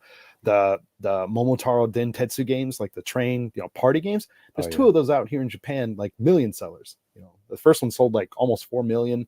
The second one that just came out last year is banger. I made some videos about those and got a lot of views on those. Thanks for the money. And thanks for the money, Konami. I didn't even play the game. I just talked about information about your game. But like, there's people that are interested in this stuff. But like, you're core fans, people that are interested in like Metal Gear and stuff like that. Yeah, you cannot fuck that up. Balls brings up a point here too. He's like, maybe the reason why they're being so apologetic, because like, if Konami fucks up Snake Eater, they're going to be endlessly roasted, endlessly. So they really gotta, be careful with that. Yeah, I hope they release that on the Switch successor. Like, we'll see. It's good. We made Metal Gear survive. We are sorry. Next on. Should be. Next. One other game to bring up from the direct before we get to the grand finale. This is something when it first showed up, I didn't even know what the hell this was. Like, I was trying to guess. Like, the first shot, I thought, holy shit, it is Twilight Princess. By like one shot of somebody holding a sword. This shot right now, I was like, is this somehow Twilight Princess? No, it's not. This is Romancing Saga 2, which is a complete 3D kind of semi-open world remaster of like, a Super Famicom, Super Nintendo game, like 2D game. and I think it looks pretty cool. I'm not super familiar with the story. Something about like you have to defeat 7 guys or something. I don't know. You kind of can essentially determine what kind of a ruler you are in this kingdom and stuff like that. But it seems like a kind of a deep, JRPG type of thing. Looks great. Battle system looks kind of fun. Yeah, and it's all running on the Switch. I don't remember if it's what other platforms it's coming out on, but yeah, typically some companies actually show Switch footage in their trailers, and this seems like it's actually Switch footage, so that's kind of nice. But yeah, I thought this is an interesting thing, and first kind of wondered like, what is this? Why are they closing out the show with this? But first, before we move on to the very last thing, did you guys have anything you want to say about this? Or kind of like next or what? Well, there is another game that probably Ty would be interested in. I'm surprised you skipped over it. Must not have been on there. Ace Attorney Investigation. Oh my Christ! Hell yeah! That's like that's a big one. Yep. Let me stop this. Let's talk about that. Hell yeah! Yes, Edgeworth 2 in English officially at last. Mm-hmm. Now, I did talk about it on the show maybe like a couple years ago. Right. I played through Edgeworth 2, the fan translation, and the fan translation was amazing. Mm-hmm. I would say like even like a little bit better than like the official translations of the other games, because like you can still find like a weird little mistakes in those here and there. But like the Edgeworth 2 localization, can you call it a localization, a translation? It was amazing. It was localized, I would say, because they came up with new puns and stuff for the character names, and everything just fit perfectly. So I think in an ideal world, Capcom will have just paid those guys and used their translation. I don't know if that's gonna actually be the case or if there's gonna be some differences. In the realistic world, they got the accounting guy to do the translation, and it's going to be fun to see how that works out. Right, because he did good on his ACAN test in high school. Yes, 30 years ago. Yep. And again, this is coming out on September 6th. This is coming out on Switch, PlayStation 4, PlayStation 5, Xbox, PC. Everything. That's crazy. Yeah, all Xboxes, not just Xbox Series. Was that right? Yeah, I'm not sure about that, but yeah, Xbox for sure. Okay, but yeah, and that's awesome. I mean, it's always great to see games like this that a lot of people are just like super, have a lot of good memories of, even if it's like through playing a fan translation, because Capcom would not do what they should have done. But yeah, seeing this type of stuff brought to life, period, in English-speaking territories is awesome. And it's not the first time Konami's actually done this. I mean, with the great Ace Attorney. You mean Capcom? Sorry, Konami or Capcom. Excuse me. Same thing in it. Yes, but like with the great Ace Attorney, the games that were like with Herlock Sholmes, as they had to change the name to. Right. They haven't been localized, Danny? No, they have. They have. Yeah. On which console? Switch, everything. Oh, okay. Yeah, cool. Like semi recently. So yeah, they got some quality of life improvements apparently. Chapter select, story mode, history, in-game soundtrack, 7 languages. Nice. Brilliant. Sick. Yeah, it's a good game. Play it. Cool. All right. It looks like they've like reanimated parts of it as well, right? Yeah, I think. Yeah, there was something about maybe you can change between like orchestral music or like this the quality of music you can like change between. I think. Yeah, and actually, Don brought up a good point too. All of the Ace Attorney games will soon be on all modern platforms. That's awesome. Localized too, not just locked to one language or another too. That's awesome. Wow, cool. Good job, Capcom. Yeah. Last up at the show, this is one of those, and we have one more thing, and I don't think anybody actually seriously thought this would be showing up this generation, let alone. That's the joke, isn't it? Yeah, exactly. So this is, of course, Metroid Prime 4, which was the way to cap off this Nintendo Direct. You have some, like, oh my God, okay, Galactic Federation Research Facility. Okay, what remake of this? Right, it's kind of like my first go-to. It's definitely not going to be Prime 4, whatever it is. It's exactly what I thought. It's what everyone says, right? Yeah. It's like, wait, is this the Prime 2 remake, maybe? Yeah, exactly. That's what I was thinking too, because it's like, is this Prime 2? I barely played that. Prime 3, I didn't even own. So it's like, it could be one of those, but like, it's clearly Prime. You know, you go to the first person view, but then you start seeing all sorts of like blasts and stuff like that coming into the background. You're fighting space pirates. Again, you see like all sorts of stuff, like ships flying overhead, explosions, fires all around and stuff. You can still scan this semi-dead space pirate that says like he has like internal organ damage, he's dying. You know, so it's like, this is Metroid Prime, baby. This is awesome. And even though I wasn't quite sure what I was looking at, I was really happy to see this series is back. And it is funny, isn't it, how they've gone Metroid Prime 1, skip 2 and 3, 4, right. I mean, I'm glad they are doing that, because the second one is not a good game, and the third one is fine. I say talk to Johnny Metz about that. He might have something to tell you. I had a good conversation with him about it, because first of all, that game blows, right? He's like, dude, actually, it's actually pretty good. It's like, really? And he told me why, and I wish I remembered what he said. Well, I think it just needs a lot of work with the map.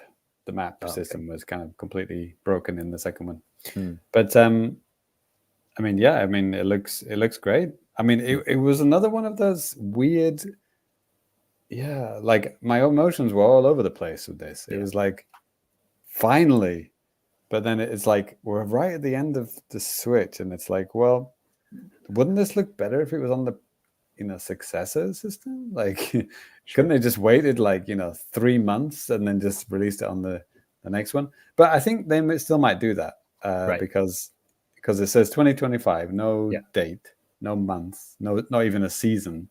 I don't even think it said. Did it even specifically say? Well, okay. This direct is supposed to be for Switch related games, so I mean, it could be one of those type of games where it's like, this is going to be on Switch and Switch 2, like one of those type of deals. Like if the Switch 2 releases whatever spring next year, there could be the arse end of the Switch's life, and then the beginning of the next one. Breath of the Wild type of situation. Yeah, exactly. Because like similar. Whoa, was Breath of the Wild shown on Wii U first? Yep. Right. Yep. So yeah, kind of similar to that then. Yeah, and also, I don't know. I thought it looked really similar to Prime 1, like which I love. But like, I wasn't. They didn't show anything like brand new. This guy, the bad guy, is I think it's called like Pyrex or something, or Pyrox or something. He's from Hunters, by the way. Prime, John Redden over at Nintendo World Report is having a good old time, and I think other Federation Force fans are having a good time of like kind of making connections and stuff like that. I barely. Apparently, he shut up for 3 seconds at the end of Federation Force. Nice. And he showed up at the end of maybe Metroid Prime 3, I think. Okay. Something like that. Okay. Yeah. But again, just, very briefly. Sure. So, which makes sense, at the end of Metroid Prime 3, and then this is Metroid Prime 4. It's like, yeah. The full name too, by the way, Metroid Prime 4 Beyond. Haitani has a kind of funny anecdote here too. He said, hey, I pre-ordered Metroid Prime 4 after its announcement in 2017, together with Miitopia for the 3DS. Yeah, damn, man. Wait, was this announced? This was announced for Switch, right? Yeah. Like right at the beginning of Switch's life? Yeah, is that right? That was the infamous photoshopped, the lens flare thing, right? That's just like, they just made a logo. Was that 2017? Like, apparently. The year of the launch? Wow. Why do that? Right. And it's been redone at least twice at this point, right? Right. Yeah. Yeah. So my feelings were, it looks good. It looks good. But I don't know. I think it's kind of, because it's been, well, they never said it's coming, right? But every single direct that comes up, especially the E3 directs, we always say, oh man, this is it, guys. This is the year. Metroid Prime Pro, baby. And we said that in 2018, 19, 20, 21, 22, 23, early 2024. And now here we are. It's like, Well, there was the one year where they said like, "Hey, we're gonna have to change how we're developing this game because it is not going well." Yeah. Like, think about how many directs, like big directs, not like indie directs or whatever partner directs, like big directs we've had in that time. There's not one a year, right? It's like several a year. So Couple, like, let's say you've had 3 or 4 directs a year, at least 2 for 7 years. Yeah, that's like, how many you've had to sit through 28 directs and be disappointed 28 times, and then the 29th time it actually gets revealed, and it's like, it's kind of like, I don't know how to describe the feeling. It's kind of like, finally. Sure. Yeah. I think it, visually and stuff like that, I think it looks fine, looks good. It seemed like there's pretty narrow areas aside from like the last, the very last scene where they showed kind of like an outdoorsy type of area, but where like a lot of this combat was going on was really narrow, corridory, but it seemed like pretty like rich in detail. So it didn't look, fuzzy or flat or anything like that, I thought. But you can get away with that depending on how cramped you try to make things, hide stuff behind the environment and stuff like that. I didn't buy the remaster, but that looked really good, and that had incredible amount of details, and I'm really glad they did remake that one, the best one. Sure. I think Game Explain or some other places have actually analyzed the video 500 times and seen little details, like if you want to play the video again, Danny, but like for example, like there was a part where you can see some scientists running away in the background, like human scientists, and there's like an energy cell in the background, and the radar has like red dots for enemies and then green dots for like the soldiers, like the human soldiers, so you've got like assist. I don't know if they're going to help you in certain ways, but if you look at the left side now, the top left, there's like 2 green dots, so that means that there are soldiers somewhere over there that will help you in some way. Okay. Interesting. The scan visor is back. The bottom left is not visors, it's actually the weapons, like how you're selecting the missiles, which is different from the other ones, right?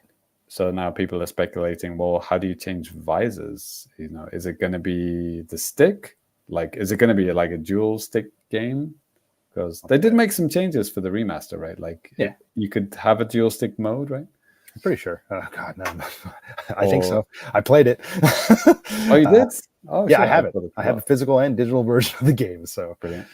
Yep. But you could also stick with the GameCube style mode, where you just lock on and then move around, kind of thing. They should update it to a more modern thing, I think. Yeah. So we can't see any visors here, but they do have the scan visor, so obviously there are visors. Right. At least one. Yeah. And what else was it? Yeah, like the energy bar, like Samus's energy bar has got like made up of blocks, like little blocks, like one long one, at the top, which is a little bit different, but so you've got a map always in the top right, and you've got a compass in the left, always, and then this big guy, whatever his name, Pyrax from Hunters, who's obviously gonna, Cyrax. Fighting game too. He's obviously going to be the big bad in this one, taking over from Dark Samus. Right. Yeah. Well, again, I'm very optimistic about this. Okay, there's a Switch logo here, so it's definitely coming to the Switch.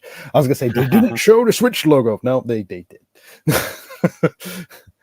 But and it looks like, with this big kind of shot of like this outside area. Actually, that does look kind of small and almost kind of like not claustrophobic, but I'm not really worried about that. I think it was the 2025 release date, which kind of like deflated me a little bit. I was like, I would have really liked to have played this at Christmas or like whatever, November, Thanksgiving, as we all celebrate in Japan.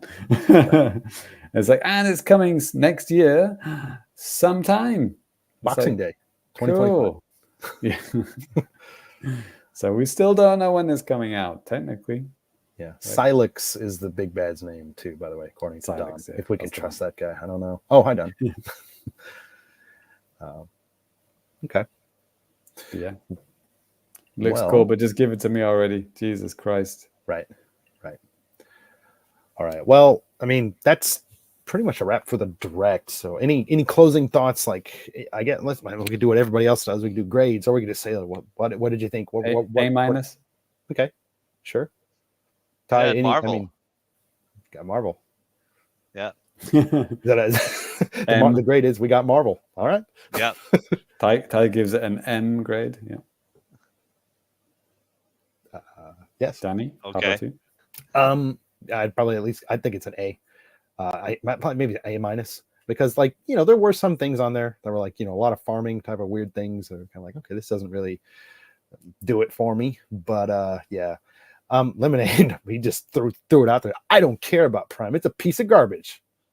He didn't say piece of garbage, but he said he does not care about Prime. I understand that. Some people aren't into the first-person Metroid, and that's fine. Ty's not a huge fan of it, for example. It's no Halo, right? Yeah, right. Right. Yeah. So, I mean, I think Zelda looks pretty fun. Yeah, Metroid looks cool. I mean, Zelda we could play this year, which is nice. Mario and Luigi, that's something that I'm thinking about. Dragon Quest, I think that looks pretty fun. That might be my kind of holiday game this year. We'll see how it goes. But Marvel vs. Capcom, that collection, that looks freaking cool. It just looks like something to be fun to play with you guys. Finally, a real man's game. Let's go. Right. Yeah. I assure you, it's not going to be fun to play with me. Well, yeah. I mean, just for the laughs, yeah. I'm just like, all right. Yeah. Perfect Dark coming. That's cool. Yeah, I'm still holding out for a Diddy Kong Racing, maybe announcement next year, maybe. Yeah. Or later this year. Right. That could be cool. Conker, I'm not sure about Conker. Well, I guess they could add it to the mature. That is a real possibility now with the mature app opening up. That's going to really expand the possibilities of what can come to the N64 app, which is cool, because there were some games that it'd be kind of cool to see. Even they brought like Resident Evil 4, or not 4, 2, the N64 version or something. That's just such a weird technical marvel. It's just so cool that they got that thing working on the 64. That'd be cool. People mentioned too Mortal Kombat games, something like that. That'd be kind of interesting to see. Quake 2. It's funny because I actually bought Quake 2 and it has like a Quake 64 pack in it, which is kind of funny. Yeah. But all right. I'm definitely going to play Zelda. Yeah. And obviously Prime won't be this year, but yeah. Right. And looking forward to playing some Perfect Dark online, see how that runs. Fingers crossed. I think with us guys, it should be fine. But we'll see how it goes. I'm excited for other people to play Donkey Kong Country Returns if you've never played that before. Sure. I mean, it'll be kind of a weird time too, because it's just the beginning of 2025. Like the first, maybe for us in Japan, it might be like our first week back to work. You're like, man, gotta buy a game or something. Who knows? That's usually how I do it. But we'll see. Metal Mike also said, he said he cannot wait for Metroid Prime 4, hoping 2 and 3 get HD releases this year too. If not, I'll have to dig up that Wii trilogy. Yeah, I'm kind of in the same thing. Don too. Mario Party is 1 week after my birthday. Hyped to mess with that. I'm glad that there's something out there for everyone for this direct. So I think that's what made this one so good. Everyone, even Ty, for crying out loud. Yeah, wow. Yeah. But all right. Yeah. I'm just glad it wasn't 35 minutes of Luigi's Mansion 2 HD, right? Which is what we're all feared. Yeah, they did just relegate that to just like 30 seconds. So good for them. And also they had like trailers before it started too. So anyways. Good luck to them. But that is going to do it for the Nintendo Direct talk.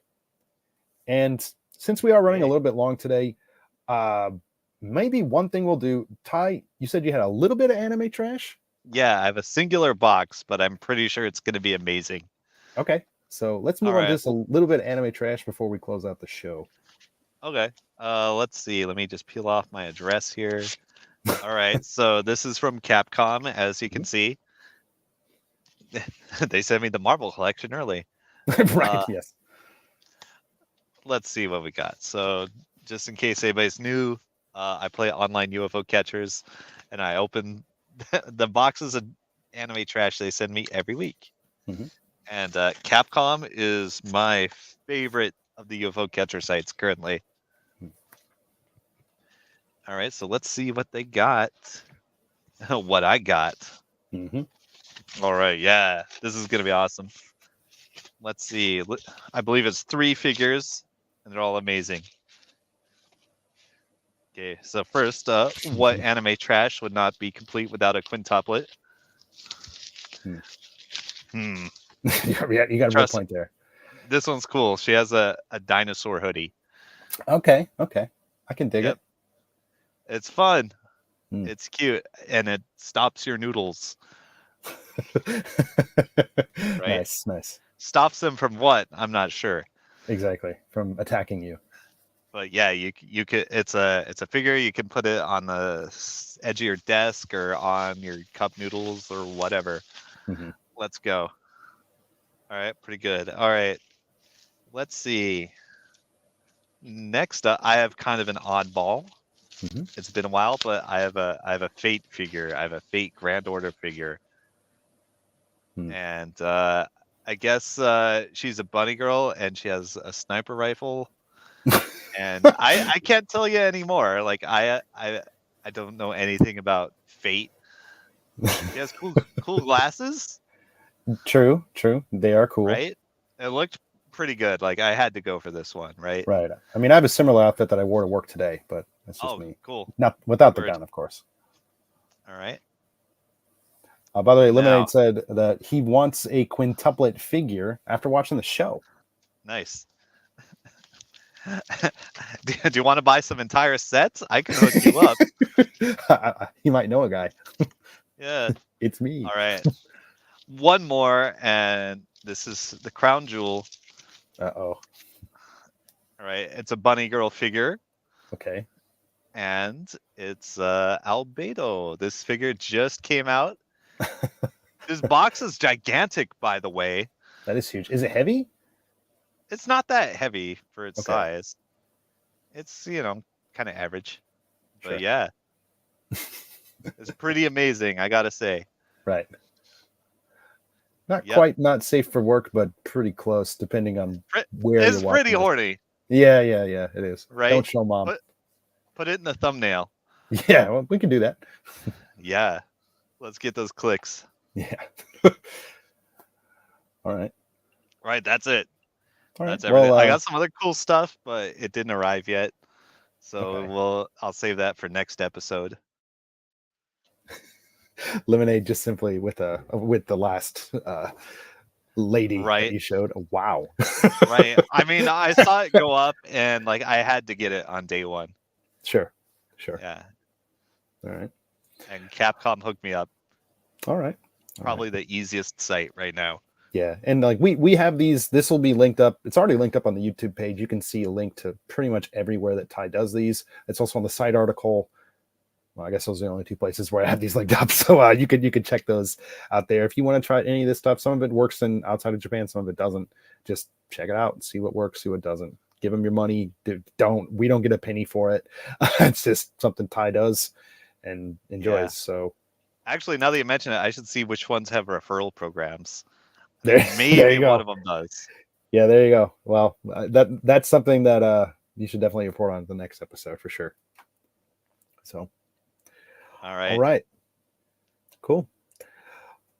Well, like I said, we are running a little bit late today, and I did want to keep this mainly talking about the direct. So I think we'll just kind of cut it off there. I mean, there were so many other things. I mean, when we started up the agenda, there were other things that we could have talked about, some Japanese, and I know these guys had a couple of things they wanted to talk about for new business. But like I said, we are running a little bit late tonight, so I think we're just gonna cut it off there.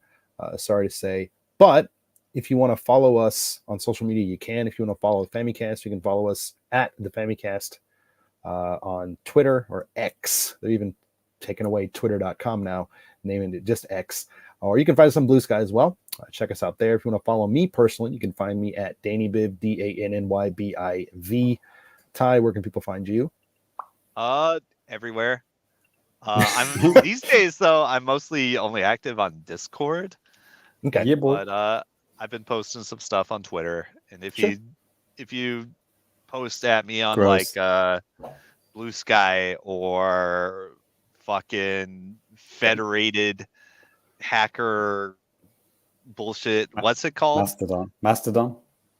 The elephant site. Yeah, I Threads? might even respond on there. Threads? No, I'm not on Threads. Facebook. Got it. Yeah, I do have a friend that's been messaging me on Facebook. I'm like, why?